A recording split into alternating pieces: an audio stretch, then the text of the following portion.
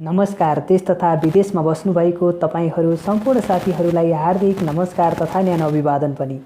आज मैले तपाईहरूलाई आइपिओ छिटै आउने तयारीमा रहेका 19 कम्पनीको आइपिओको बारेमा यस भिडियोमा विशेष गरी चर्चा गर्नेछु। कति किता आइपिओ आउँदैछ, कुन कुन कम्पनीको आउँदैछ, यी सम्पूर्ण कुराको जानकारी यस भिडियोमा दिनेछु। भिडियो अन्तिमसम्म हेरिदिनुहोला। नेपाल धितोपत्र बोर्डको पाइपलाइनमा रहेका कम्पनीहरूको विशेष गरी यो भिडियोमा चर्चा गर्नेछु र नेपाली शेयर बजार सम्बन्धी जानकारी दिने भिडियोहरू आगामी दिनमा पनि लिएर आउनेछु। त्यसकारण अहिलेसम्म यस च्यानललाई सब्स्क्राइब गर्नुभएको छैन भने सब्स्क्राइब गरिदिनुहोला र नजिकै रहेको बेल आइकन पनि प्रेस गरिदिनुहोला। सब्स्क्राइब गरेर बेल आइकन प्रेस गरिदिनुभयो भने शेयर बजार सम्बन्धी तपाईहरूको कुनै पनि महत्त्वपूर्ण भिडियो छुट्ने छैन। र नेपाली शेयर बजार सम्बन्धी तपाईहरूका केही प्रश्नहरू जिज्ञासाहरू छन् भने यो भिडियोको तलपट्टि कमेन्ट गरेर निर्धक्क साथ सोध्न सक्नुहुनेछ। अब भिडियो सुरु गरौँ। सबैभन्दा पहिला आइपिओ ल्याउने अन्तिम तयारीमा रहेको कम्पनी हो डिस मिडिया नेटवर्क। यस कम्पनीको आइपिओ 23,85,929 किता आइपिओ आउन लागेको हो। यस कम्पनीले प्रति किता रु 100 को दरले आइपिओ जारी गर्ने भनेर नेपाल धितोपत्र बोर्डमा निवेदन दिएको थियो। त्यसलाई क्यान्सल गरेर कम्पनीले अब बुक बिल्डिङ मेथडबाट आइपिओ जारी गर्ने भनेर जनाएको छ र यस कम्पनीको आइपिओ बिक्री प्रबन्धक ग्लोबल आइएमई क्यापिटल रहेको छ।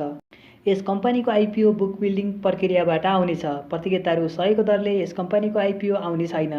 यस कम्पनीले प्रति किता रु कतिको दरले आइपिओ ल्याउनेछ त्यसको जानकारी दिएको भने छैन र जानकारी दिएपछि म तपाईहरूलाई इन्फर्मेसन दिने भिडियो त ल्याउने नै छु। अब आइपिओ ल्याउनेका लागि अन्तिम तयारीमा रहेको दोस्रो नम्बरमा कम्पनी रहेको छ इमर्जिङ नेपाल लिमिटेड। यस कम्पनीले आइपिओ पब्लिक र स्थानीयको लागि गरेर 5,55,600 किता आइपिओ निष्कासन गर्नेछ। प्रति किता रु 100 को दरले नै यस कम्पनीले आइपिओ जारी गर्नेछ। यस कम्पनीले कुनै बुक बिल्डिङ मेथड प्रिमियम मूल्यमा जारी गर्न लागेको भने आइपिओ होइन। यस कम्पनीको बिक्री प्रबन्धक एनआइसी एसिया क्यापिटल रहेको छ। आइपिओ बिक्रीको सबै काम एनआइसी एसिया क्यापिटलले गर्नेछ र आइपिओ ल्याउनका लागि अन्तिम तयारीमा रहेको अर्को कम्पनी हो नेस्टो समृद्धि लघुवित्त वित्तीय संस्था।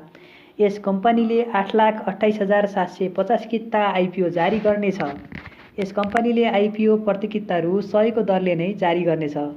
यस कम्पनीको IPO book building method premium मूल्यमा आउन लागेको भने होइन। यस कम्पनीको आइपिओको बिक्री प्रबन्धक ग्लोबल आइएमई क्यापिटल रहेको छ र आइपिओ बिक्रीको सबै काम ग्लोबल आइएमई क्यापिटलले गर्नेछ।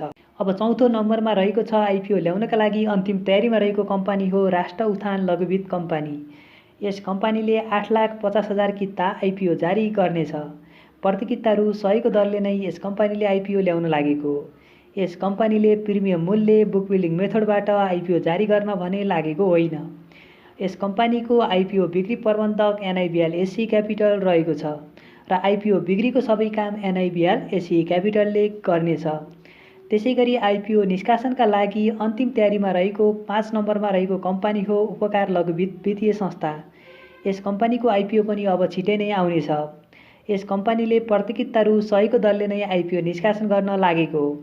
यस कम्पनीले 2,66,250 किता आइपिओ जारी गर्नेछ। यस कम्पनीको आइपिओ बिक्री प्रबन्धक नेपाल एसबिआई मर्चेन्ट ब्याङ्किङ रहेको छ। आइपिओ बिक्रीको सबै काम एसबिआई मर्चेन्ट ब्याङ्किङले गर्नेछ। त्यसै गरी आइपिओ निष्कासनका लागि अन्तिम तयारीमा रहेको अर्को कम्पनी हो जाल्पा सामुदायिक लघुवित्त वित्तीय संस्था।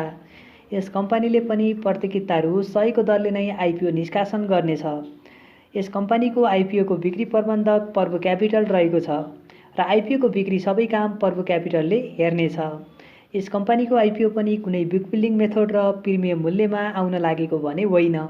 प्रति किता रु 100 को दरले नै हामीहरूले भर्न पाइनेछ।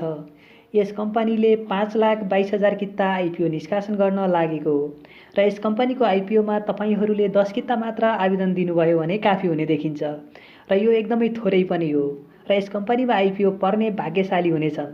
जसलाई यस कम्पनीको आइपिओ पर्नेछ त्यो राम्रो मूल्यमा पुग्नेछ। आइपिओ भर्न भने नछुटाउनुहोला। आइपिओ निष्कासनको लागि अन्तिम तयारीमा रहेको अर्को कम्पनी हो रिलायबल लाइफ इन्सुरेन्स कम्पनी। यस कम्पनीले प्रति किता रु 100 को दरले आइपिओ निष्कासन गर्ने छैन। यस कम्पनीले प्रिमियम मूल्यमा आइपिओ जारी गर्न लागेको हो। 60 लाख किता यस कम्पनीको आइपिओ आउनेछ। यस कम्पनीको आइपिओको बिक्री प्रबन्धक सिभिल क्यापिटल रहेको छ र आइपिओको सबै जिम्मा सिभिल क्यापिटलले हेर्नेछ र यस कम्पनीको आइपिओ तपाईँ हामीले प्रतियोगिता रु 100 को दरले भर्न भने पाइने छैन र यस कम्पनीको आइपिओ नै छिटै आउने तयारीमा रहेको छ। यस कम्पनीमा आइपिओमा पनि तपाईँहरूले 10 किता मात्र आवेदन दिनुभयो भने काफी हुनेछ। अहिले पछिल्लो समय हेर्ने हो भने 24 लाखभन्दा बढीले आइपिओमा आवेदन दिएको अवस्था छ। त्यसकारण पनि धेरैजनाको हात खाली हुने त निश्चित नै छ। त्यसैगरी आइपिओ ल्याउनका लागि अन्तिम तयारीमा रहेको अर्को कम्पनी हो आइएमई लाइफ इन्सुरेन्स कम्पनी। यस कम्पनीले पनि 60 लाख किता आइपिओ निष्कासन जारी गर्न लागेको हो। यस कम्पनीले प्रिमियम मूल्यमा आइपिओ जारी गर्नेछ।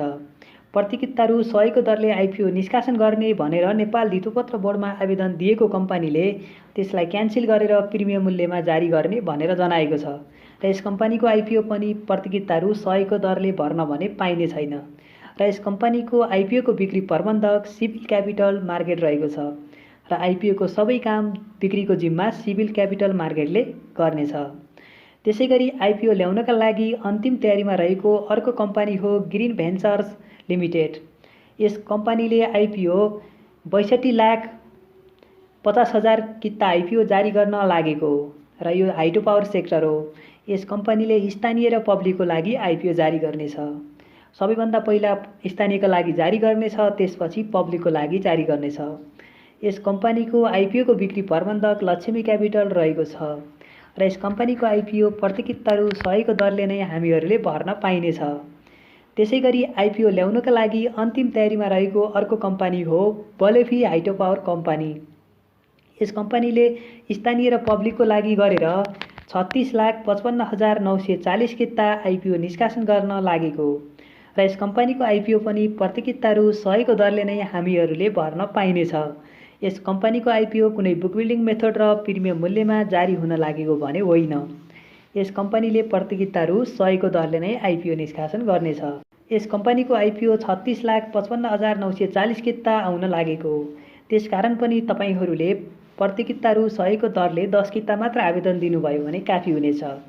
यस कम्पनीको आइपिओ बिक्री प्रबन्धक ग्लोबल आइएमई क्यापिटल रहेको छ र आइपिओको बिक्रीको सबै काम ग्लोबल आइएमई क्यापिटलले गर्नेछ।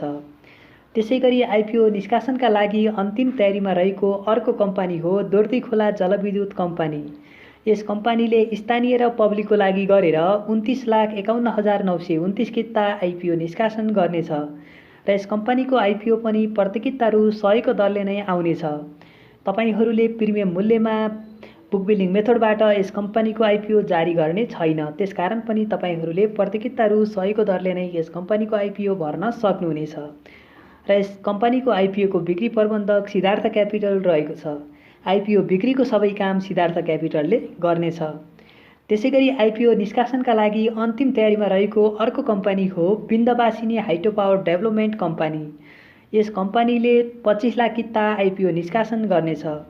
प्रति किता रु 100 को दरले यस कम्पनीले आइपिओ निष्कासन गर्नेछ।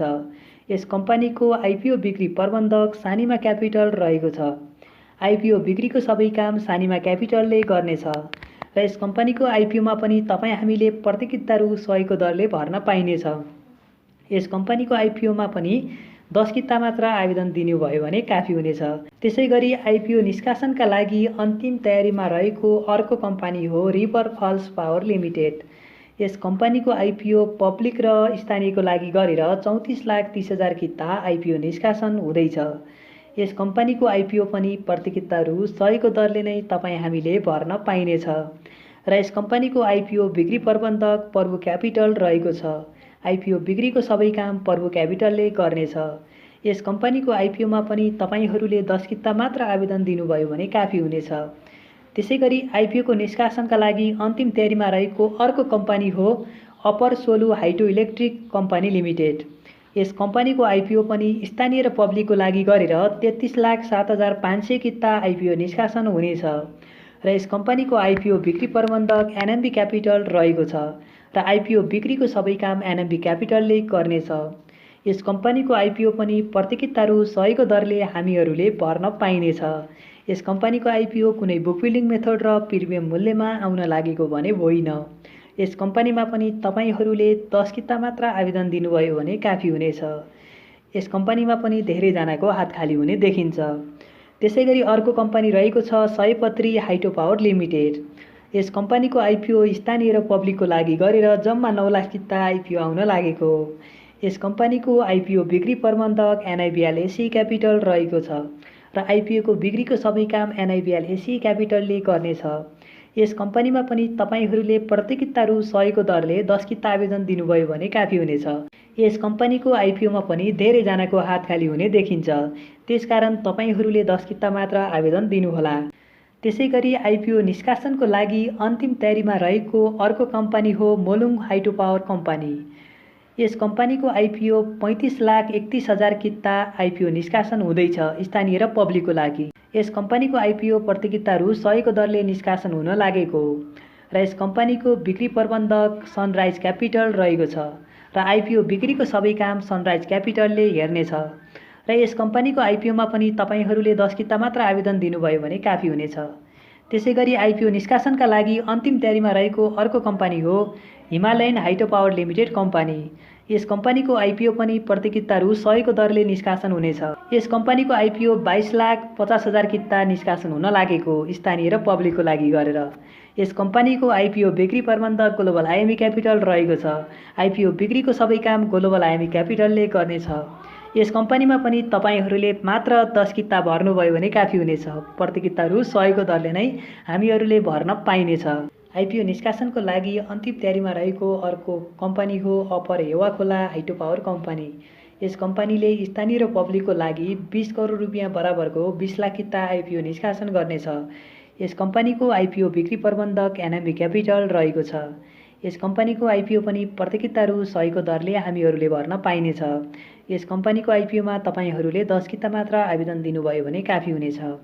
त्यसैगरी आइपिओ निष्कासनका लागि अन्तिम तयारीमा रहेको अर्को कम्पनी हो 3 स्टार हाइड्रो पावर लिमिटेड। यस कम्पनीको आइपिओ पनि 12,31,250 किता आइपिओ निष्कासन गर्न लागेको हो। यस कम्पनीको आइपिओ प्रति किता रु 100 को दरले भर्न पाइनेछ। यस कम्पनीको आइपिओको बिक्री प्रबन्धक हिमालय क्यापिटल रहेको छ। यस कम्पनीको आइपिओमा पनि तपाईँहरूले 10 किता मात्र आवेदन दिनुभयो भने काफी हुनेछ। यी 19वटा कम्पनीको आइपिओ आउने मिति फिक्स भइसकेपछि म तपाईँहरूलाई विशेष गरी कहिले आउँदैछ कम्पनीको आइपिओ, कम्पनीको अवस्था कस्तो छ, वित्तीय विवरण कस्तो छ, ती सम्पूर्ण कुराको जानकारी दिने भिडियोहरू आगामी दिनमा पनि लिएर आउने नै छु। यी कम्पनी मध्ये 3-4वटा कम्पनीको आइपिओ यही महिनाभित्रमा आउने देखिन्छ। त्यसकारण पनि आइपिओ आउने मिति फिक्स भएपछि म तपाईँहरूलाई इन्फर्मेसन दिने नै छु। र नेपाली शेयर बजार सम्बन्धी तपाईँहरूका केही प्रश्नहरू जिज्ञासाहरू छन् भने यही भिडियोको तलपट्टि कमेन्ट गरेर निर्धक्क साथ आफ्ना प्रश्नहरू सोध्न सक्नुहुनेछ।